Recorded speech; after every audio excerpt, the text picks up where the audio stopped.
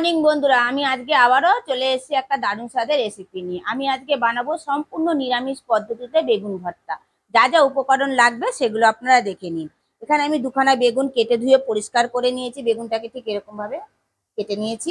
আর নিয়েছি আদা, একটা টমেটো, কাঁচা লঙ্কা আর শুকনো লঙ্কা। চলুন এবারে রান্নাটা শুরু করা যাক। রান্নার শুরুতেই প্রথমে আমি গ্যাসটা জ্বালিয়ে দিয়ে কড়াটা বসিয়ে দিয়েছি। কড়াইতে দিলাম পরিমাণ মতন সর্ষের তেল। এবার আমি কেটে রাখা বেগুনগুলো দিয়ে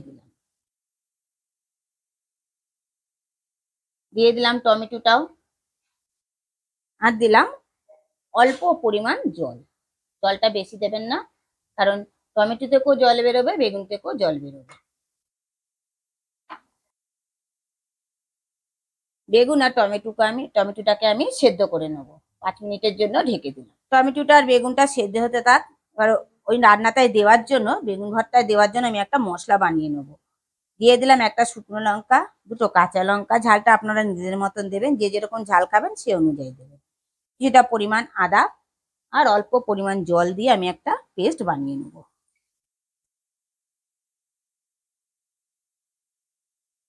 আবারও কিছুক্ষণ বাদে ঢাকাটা খুলে দিলাম। খুলে দিয়ে বেগুনটাকে আমি আরেক পিঠ উল্টে দিলাম।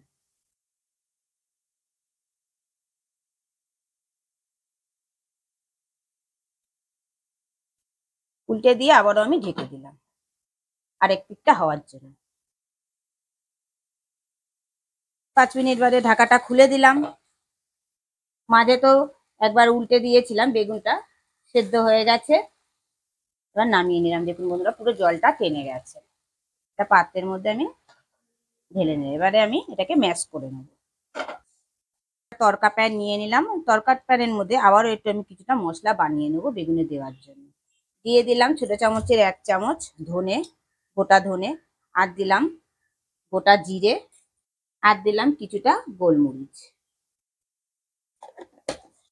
এবার এটাকে আমি শুকনো খোলায় ভেজে আমি গুঁড়ো করে নেব। দেখুন বন্ধুরা, যখন চটপট করে উঠবে তখন ভাববেন যে মশলাটা হয়ে গেছে। মশলাটা হয়ে গেছে, আমি নামিয়ে নিলাম। এবার একটা কড়া বসিয়ে দিলাম। কড়ার মধ্যে দিলাম পরিমাণ মতন সর্ষের তেল। দিয়ে দিলাম 1/2 চামচ কালো জিরে। কালো জিরাটা ভালো করে তেলের সঙ্গে মিশিয়ে নিলাম। মিশিয়ে নিয়ে এবারে যে আমি আদা আর কাঁচা লঙ্কাটা যে পেস্ট করে নিয়েছিলাম সেটা দিয়ে দিলাম।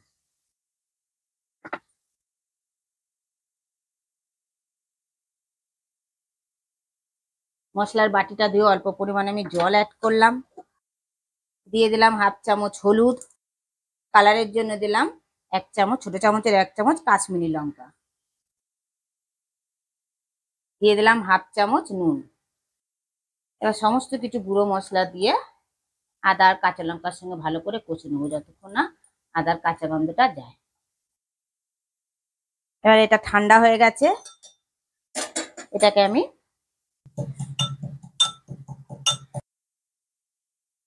এবারে টমেটো আর বেগুনটাকে আমি ভালো করে ম্যাশ করে নেব।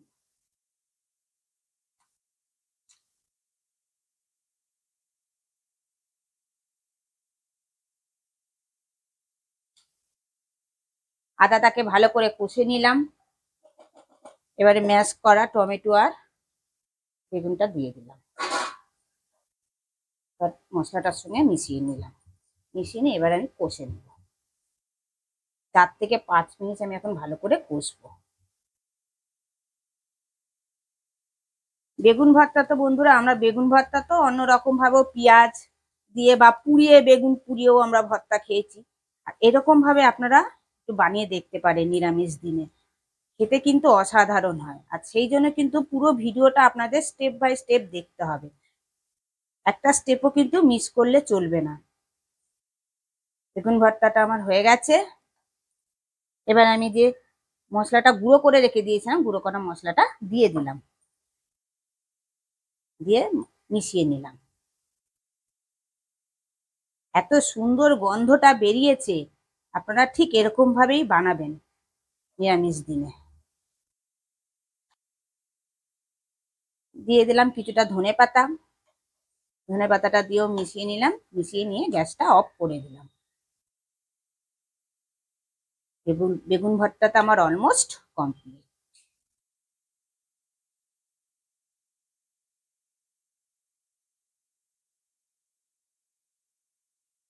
বন্ধুরা, বেগুন ভর্তাটা আমার পরিবেশনের জন্য কমপ্লিট। দেখুন বন্ধুরা, দেখতে কতটা লোভনীয় হয়েছে। গরম ভাতের সঙ্গে খেতে অসাধারণ লাগবে। নিরামিষ দিনে এরকম বেগুন ভর্তা যদি আপনারা বানিয়ে নেন, তাহলে গরম ধোয়া ওঠা ভাত এক থালা খাওয়া হয়ে যাবে অনায়াসে। আপনারা ঘরে অবশ্যই ট্রাই করবেন, আর যদি ট্রাই করে থাকেন তাহলে কমেন্ট বক্সে আমাকে জানাতে একদম ভুলবেন না।